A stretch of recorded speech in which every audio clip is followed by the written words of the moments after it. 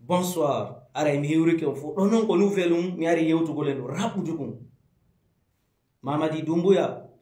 ko force vivant do yalti do attaque la yidin fo baybe taybe wawana force vivant o nodduto no kanko Amara Camara o nodditi ton kanko innete don mo yido andi mo innete bandiru dum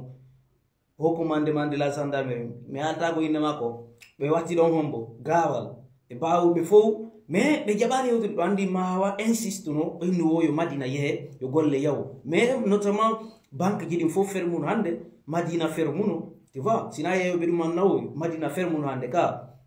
laawi din kadi blokano donc adino après bay dum non tay gasali tay yona nali be addo kadi pick up je duudude kadi on fop modon renti ko fedi ko be addi pick up je duudude donc haajur go gere wala nali force vivant dum ko sellu alpha et Sidia Touré donc kon no mi ari yewtugo len do not directement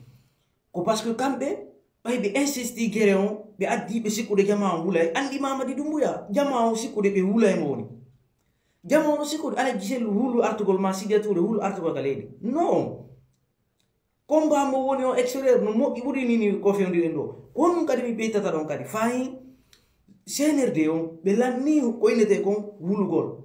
be sorini ni kale danki be bigi be joni en bigi joni CNRD ha joni be ala ko be wada kon ni solution ni ko en burtu kadi wakila sen juggani be pendant une semaine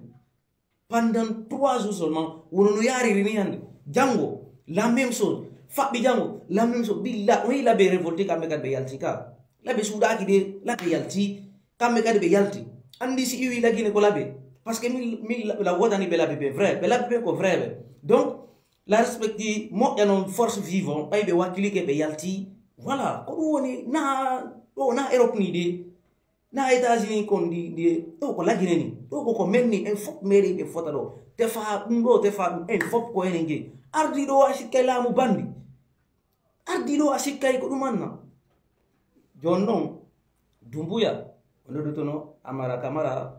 Ousmane Gawal yo andi onno kadi yalto heccianke wadi yewtere ondo dutono mo kan kadi gawo recruti be fop mabbe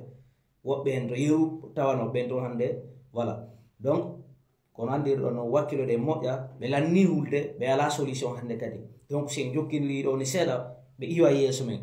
ko dum mi ari yewtugo woto goto aru yenna woto goto mi anda yimbe gon ton konno be wayri quoi